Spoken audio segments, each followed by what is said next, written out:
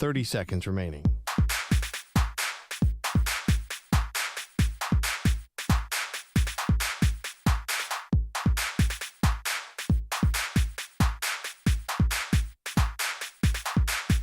Fifteen seconds.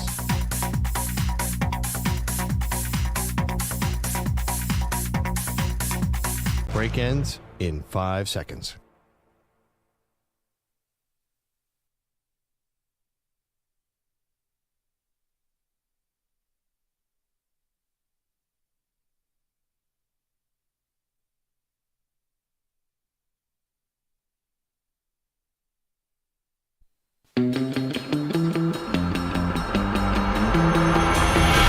He thinks Frisbee golf is the sport of the future. She's sticking with football.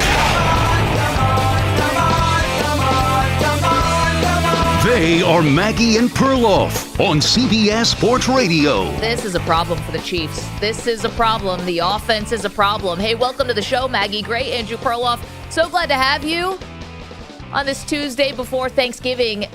Congratulations, Perloff, to your Eagles. You thought they were going to lose this game. I did. They, in fact, won. I still don't know how they won. Doesn't make any sense. They got outplayed on both offensive and defensive lines, got outgained by 100 yards, but they walked away with a win. I don't think most Eagles fans think like me, like, ooh, that was a surprise. How'd they win that bad boy? Hey, it looks like we might have home field advantage. So I think if you wanted to just really distill it down to the simplest moments from last night, I would say the Eagles connected on an explosive play when they needed it, which was the 41-yard pass to Devontae Smith that put them at the 1-yard line. And we all know what happens next. Tush push. They're in for the touchdown.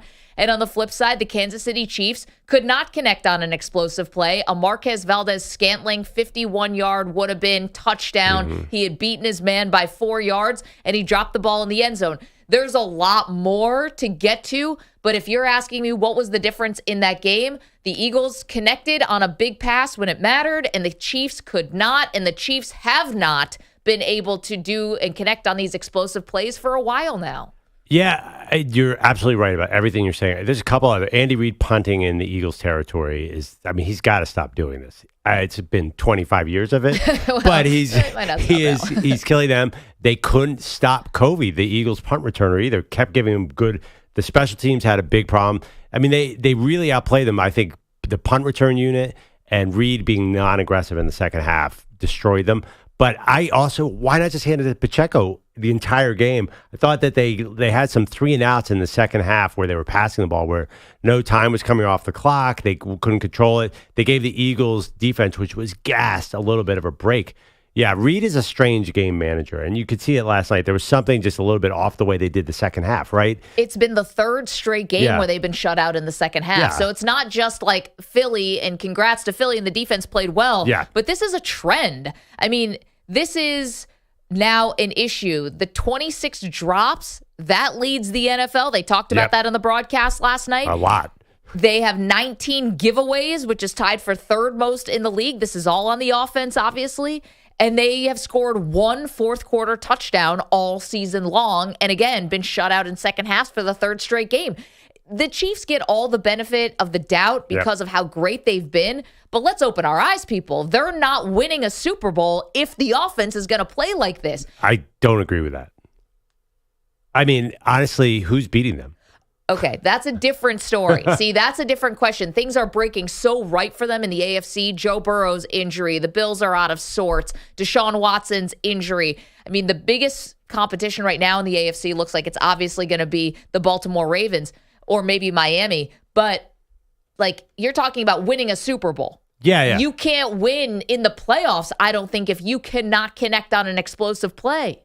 This is a team where Patrick Mahomes was on one leg and scored 38 points in the Super Bowl last year. You cannot count them out because on a cold, windy night against arguably the best team in the NFL, they came up short. They are showing things this year that they've never shown before. That defensive line is at its peak. Yeah. They've never had a defense and actually every level of the defense is very good.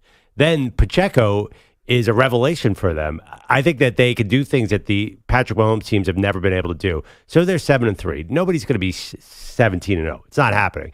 They're going to end up 13-4 with the number 1 or 2 seed, and I still think they're a heavy favorite in the AFC.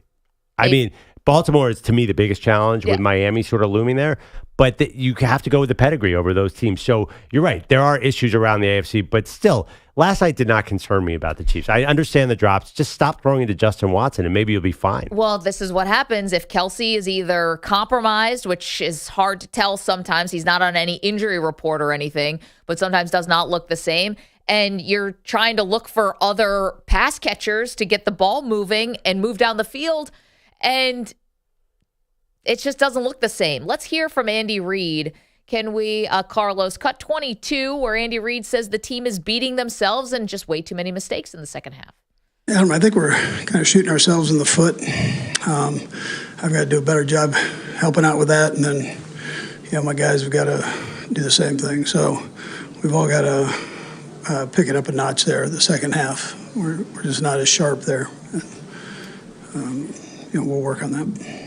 Yeah, I mean, there you go. 2 touchdowns in this game for the Chiefs, but also 2 turnovers in the red zone. So you don't win when you have 2 red zone turnovers. That's against a good team. That's what happened here. Is that, to me, that's not a reliable indicator where the Chiefs are heading.